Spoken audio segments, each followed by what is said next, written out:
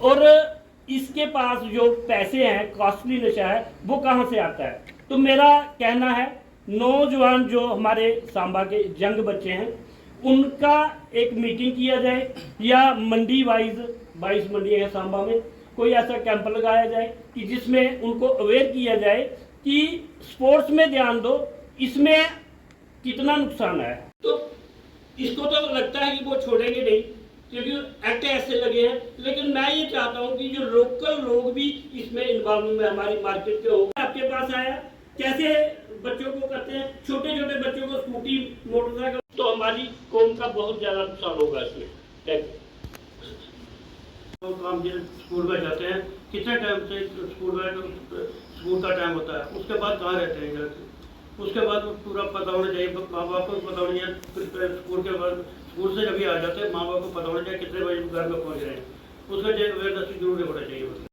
Night tournament लाई वहाँ पे cricket के लिए, हमारे पास एक ग्राउंड भी नहीं था, तो हम सब ने जुतवाल के जो आसपास के लोग हैं उनसे स्पॉन्सरशिप लेके हमने वहाँ पे खुद से, ना कि हमें एडमिनिस्ट्रेशन की तरफ से कोई सपोर्ट नहीं मिली है, तो वहाँ पे सबसे हमने थोड़े थोड़े पैसे करके ग्राउंड बनाया वहाँ पे।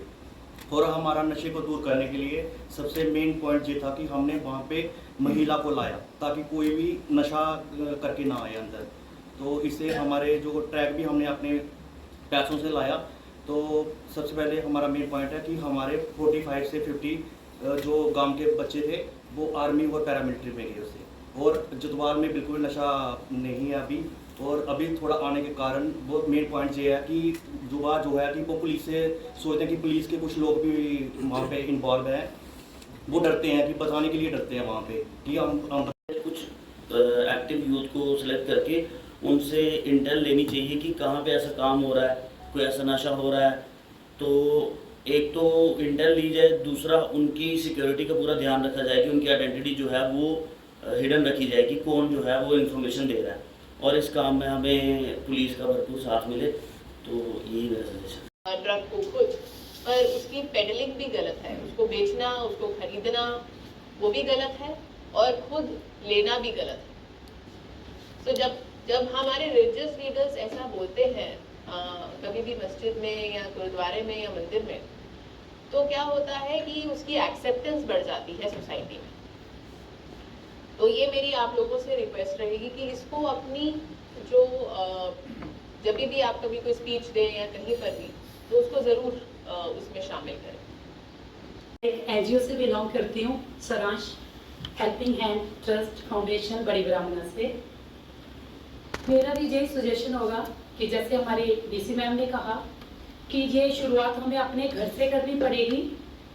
घर से लेके हमें स्कूल्स में, गुरुद्वारे में, हर जगह, जैसे हम जहाँ पे भी जाते हैं, जिस चीज़ को भी मानते हैं, वहाँ जैसे स्कूल में सुबह प्रेयर होती है, उसी के बीच हम 5 मिनट्स और निकाल के इस मुद्दे पे बात कर सकते हैं, ड्रग्स के बारे में बच्चों को अवेयर कर सकते हैं। अगर हम छोटे ही बच्चों को स्टार्टिंग में जो बताना शुरू करेंगे, तभी जो बच्चे जो यूथ लेवल के हैं वो समझ पाएंगे इस चीज़ को कि हमारे लिए कौन सी चीज़ें अच्छी हैं और कौन सी बड़ी बुरी हैं। और जैसे हमने देखा कि रांची ट्रॉफी जीती है हमारे ही एक जहाँ के भाई ने, चाड़क ने, वो हमारे साथ ही एक कोलीग है हाई कोर्ट में, मैडम उनके ब्रदर हैं। तो हमें बच्चों को जितना भी यूथ है स्पोर्ट्स की साइड लेके जाना चाहिए। तो ये सब हम घर से स्टार्ट कर सकते हैं। जब हम अपने बच्चों को अवेयर करेंगे कि हमें स्पोर्ट्स में ज़्यादा से ज़्यादा टाइम, एक तो हमारी सेहत के लिए बेस्ट होगा कि वो हमारे समाज का एक नया हिस्सा है, आने वाला एक नए ऑफिसर हैं, वो किसी भी रैंक पे जा सकते हैं अगर हम उन्हें शुरू से इस साइड अवेयर करेंगे। तो मेरा भी सभी से यही हम्बल रिक्वेस्ट रहेगा कि हम सभी को ये अभियान जो शुरू करना है वो घर से शुरू करना पड़ेगा। और हमारा एनजीओ छोटे छोटे ऐसे बहुत सारे प्रोग्राम करता रहता है जिसमें हम अवेयर करते हैं बच्चों को कि किस साइड हमें जाना है। और मुझे स्पोर्ट्स में जाएंगे, एक तो हमारा फिटनेस अच्छी रहेगी और हम अपनी लाइन में बिजी रहेंगे, लाइक एजुकेशन और स्पोर्ट्स, तो ये बेस्ट वे है अगर किसी भी एडिक्शन को हम छोड़ना चाहते हैं तो। Thanks. I think will be much more than even some of us जो भी बोलेंगे कि ये ड्रग्स के बारे में। सो आपको हम ये रिक्वेस्ट करेंगे एंड यू शुड पोस्ट अपने सोशल मीडिया हैंडल्स आपके होंगे, वहाँ पर थोड़े थोड़े आप मैसेजेस देना शुरू करें मीडिया पर. We'll be felicitating you also very soon. But तो बच्चा नशे से दूर हो जाएगा. दूसरा, पुलिस और वकील ये दोनों इसमें बहुत अहम रोल प्ले करते हैं. पुलिस आपने देखा होगा छोटे छोटे आज जो ड्रग्स का माध्यम है ना, वो छोटी छोटी रेडियां आप देखें, बड़ी अनजान से लोग आए हुए हैं, वो छोटी छोटी रेडियां हैं, छोटे छोटे टी स्टॉल्स हैं, वहां पर ड्रग्स दिया जाता है. हर गांव के अंदर मुझे लगता है 2-3 लोग ऐसे, 2-3 क्या, मेरे गांव के अंदर ही 4-5 लोग ऐसे हैं जो नशे से मर चुके हैं. अगर उसका दर्द सही जानता है वो उसकी माँ जानती है जिसने अपना बच्चा खोया है. मैं इसके लिए हमें एक तो गांव में जाना पड़ेगा अवेयरनेस उसके लिए, दूसरा वकील और पुलिस. लास्ट ईयर भी गए थे, ज्वाइंट कैंप्स किए थे पंचायतों में, लेकिन उसको हम किस तरीके से, हम अपनी स्ट्रैटेजी को कैसे इम्प्रूव करें कि जिस तरीके से एक्चुअली हम लोगों तक पहुंच सकें. मैं क्यों ऐसा बोल रही हूँ कि जब हम कैंप करवाते हैं तो मुश्किल से 20 या 30 लोग उस गांव के वो कैंप को ज्वाइन करते हैं. रिस्पॉन्सिबिलिटी देनी पड़ेगी. इन्हीं लोगों को आप आगे करोगे. मुझे नहीं लगता है आपने जो 3 महीने बोले हैं, ये 3 महीने मुझे लगता है 1 महीने में ये सारा चीज़ खत्म हो सकती है. अगर दूसरा फिर से मैं रिपीट करूंगा, पुलिस और वकील ये दोनों इसमें इन्वॉल्व हो जाएंगे मैम, तो नशा हमारे डिस्ट्रिक्ट सांबा से बिल्कुल मुक्त हो सकता है. जैसे हम अपने स्कूल में छोटे फंक्शन करते हैं, डिबेट कॉम्पिटिशन्स और स्पोर्ट्स, इन चीज़ों पे थोड़ा फोकस करेंगे, इससे लोग अवेयर होंगे. अगर बच्चे अवेयर होंगे, जितने सेमिनार जितने हम इस पर ज़्यादा फोकस करेंगे, यही मेन थोड़ा. बट सबने सेम सजेशन वही दी. पकड़े जाते हैं तो उन पर कार्रवाई की जाए अच्छी तरह से, उनको रिहाब में भेजा जाए, क्योंकि उनको बहुत ज़रूरी है कि उनको रिहाब में भेजा जाए. बार बार पकड़े जाते हैं, पुलिस वाले कहते हैं ये मर जाएंगे तो हम कहाँ जाएंगे, उनको भी अपनी जॉब देखनी है. तो मैम दूसरा ये कहते हैं जो नशा है चिट्टे का, इसमें ये है कि हम बैठे हैं, हमारे साथ कोई करके आ जाएगा, अगर बैठ जाएगा तो हमें नहीं पता चलेगा, वो पेरेंट्स को भी पता नहीं चलता है. और मेन है कि पेरेंट्स अपने बच्चों के साथ टाइम स्पेंड करें. आज की डेट में मेन ये है कि जब तक पेरेंट्स अपने बच्चों के साथ टाइम स्पेंड नहीं करेगा, उसको नहीं पता चलेगा मेरा बच्चा कौन सी एक्टिविटी है. इस टाइम पे आपको अपने बच्चों के साथ दोस्त बन के रहना पड़ता है. इसमें इन्वॉल्व होते हैं पुलिस को ऑलमोस्ट इंटेलिजेंस रिपोर्ट्स होती हैं. जैसा मेरे भाई ने कहा कि जो भी पकड़ा जाता है उसको 2, 4, 5, 7, 10 दिन के बाद छोड़ दिया जाता है.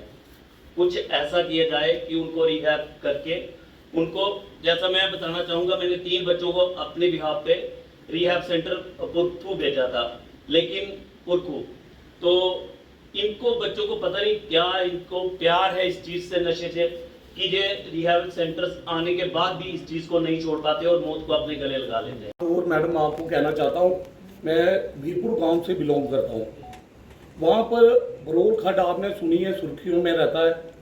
वहाँ पर मैडम एक चौकी चाहिए, क्योंकि हमारे जो वहाँ के कंसर्निंग SHO साहब थे, DSP साहब अच्छा काम कर रहे थे. जो राजेश्वर सलातिया साहब गए हैं वो भी अच्छा काम कर रहे थे, और जो DSP साहब अच्छा काम कर रहे हैं, इसमें कोई दो राय नहीं है मैडम.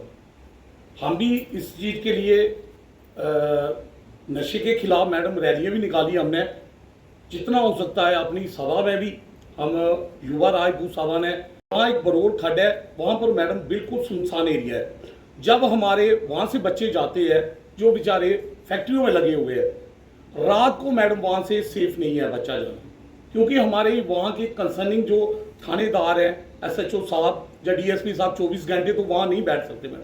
वहाँ एक छोटी सी चौकी हो जाए मैडम, बहुत अच्छा है, क्योंकि बेचारे दिहाड़ीदार लोग हैं, वहाँ से मैडम जाते हैं, वो रात को 12 बजे के बाद सेफ नहीं है मैडम. मैं आपको रिक्वेस्ट करता हूँ मैडम. और एक बात और मैडम, कहते हैं कि पुलिस वाले काम नहीं करते, कुछ लोग कहते हैं पुलिस वाले काम नहीं करते. मैडम पुलिस वाले काम करते हैं, बहुत अच्छा काम करते हैं, पर मैडम उनको फ्री हैंड करना चाहिए. उनको इतनी पावर देनी चाहिए मैडम कि पुलिस वाले अपनी, वो कहते हैं, पहले कहते थे कि जब पुलिस वाले वहाँ से निकलते थे ना कहीं से भी, तो पुलिस से डरते थे मैडम. आज पुलिस वाले फ्री हैंड नहीं है मैडम. मैं यहाँ से आपके साथ पहली बार ही मिल रही है मैडम. सांबा जिसने ये स्टेप लिया अगेंस्ट ड्रग्स. हमारा डिस्ट्रिक्ट बहुत ही देर से ड्रग्स से जूझ रहा है, हमारा यूथ जो है जूझ रहा है. और जो हमारे यहाँ पे हमारे साथी बैठे हैं, उन्होंने स्कूल और कॉलेजेस की बात की कि स्कूल में काउंसलिंग होनी चाहिए, कॉलेजेस में बात होनी चाहिए, घरों में बात होनी चाहिए. बट मैं डीसी मैम से, एडीसी साहब से एक रिक्वेस्ट करूंगा कि स्कूल कॉलेजेस एक हमारा सेकेंडरी स्टेप है। सबसे पहले जो लोग बेच रहे हैं और जो लोग ये चीज यूज कर रहे हैं उनके खिलाफ एक कड़ी कार्रवाई होनी चाहिए।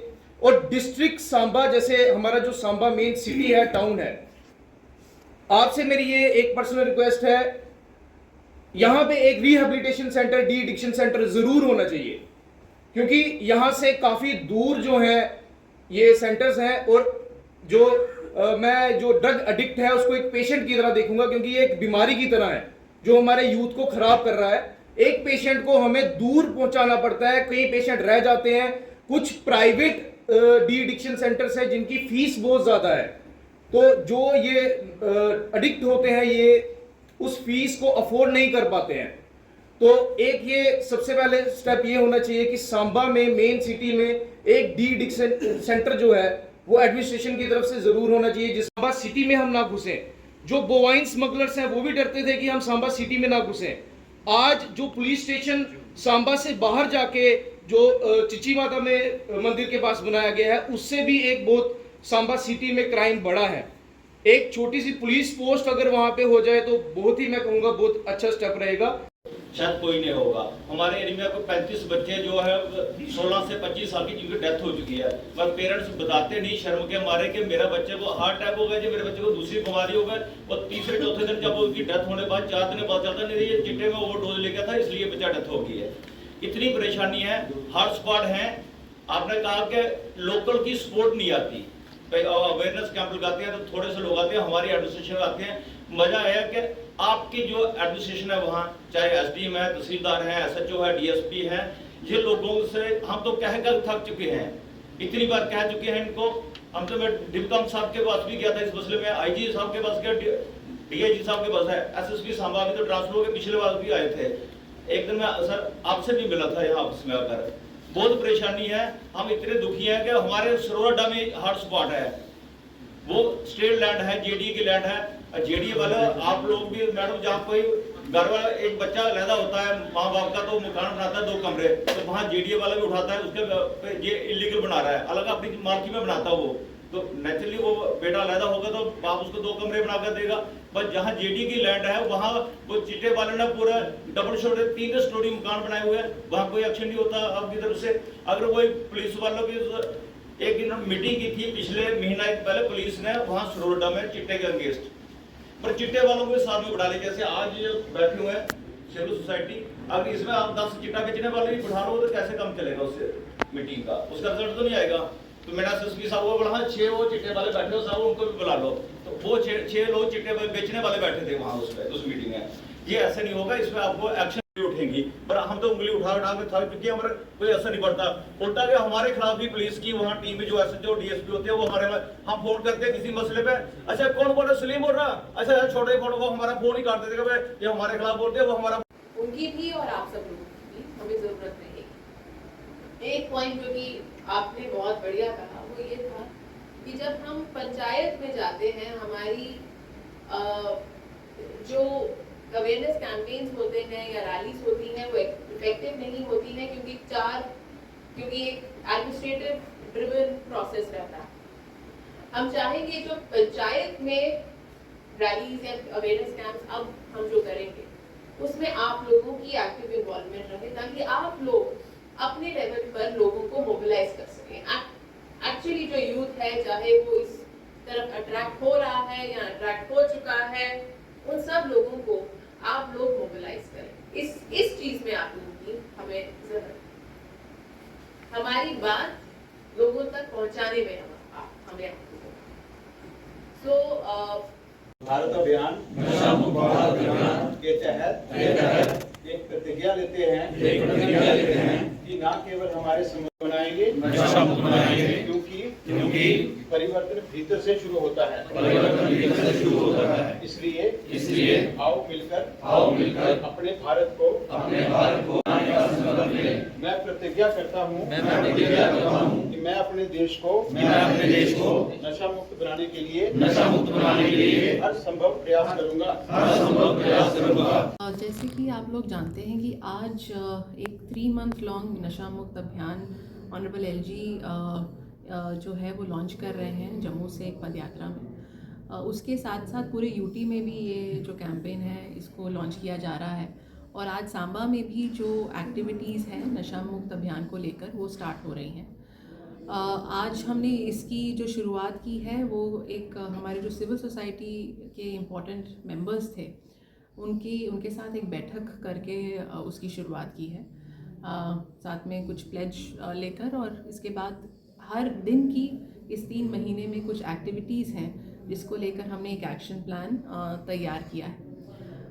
जैसे कि हम सिविल सोसाइटी मेंबर्स के साथ आज बैठे थे तो काफ़ी सारी जो है सजेशंस आई, चाहे वो इन्फोर्समेंट को लेकर था, चाहे वो अवेयरनेस कैंप्स को लेकर था, या फिर हार्म रिडक्शन जिसको डी एडिक्शन सेंटर्स कहते हैं उनको लेकर था। और इन सभी जो सजेशंस हैं इनका संज्ञान लिया गया है और हमारी ये कोशिश है कि अगले 3 महीने में एक इफ़ेक्टिव रिस्पॉन्स हम इस प्रॉब्लम को दें, चाहे वो अवेयरनेस एंगल से हो या इन्फोर्समेंट एंगल से हो, और इसको एक्चुअल रियलिटी में तब्दील करें। यही हमारा जो है इस पूरे 3 मंथ लॉन्ग जो कैंपेन है उसका ऑब्जेक्टिव है। और इसमें हम जितने भी सांबा के निवासी जो कि इस पर्टिकुलर प्रॉब्लम से के बारे में कंसर्न है उनसे भी अपील करते हैं कि हमारे इस कैंपेन में ज्वाइन करें। एक छोटा सा आपका कंट्रीब्यूशन इन दिस, या वो कुछ भी किसी भी नेचर का हो सकता है, चाहे वो आप कुछ मोबिलाइज़ कर सकते हैं या हमें इंफॉर्मेशन दे सकते हैं, उससे हमें इस कैंपेन को रियलिटी में बदलने में काफ़ी मदद मिलेगी। तो ये मेरी अपील रहेगी कर सभी सांबा के निवासियों से, और हम यही कोशिश करेंगे चाहे हेल्थ हो, पुलिस हो, एक्साइज डिपार्टमेंट हो, जितने भी डिपार्टमेंट्स हैं वो इन सिंक होकर इस पर्टिकुलर प्रॉब्लम को कॉम्बैट करने में अपनी एफर्ट्स दें। Thank you.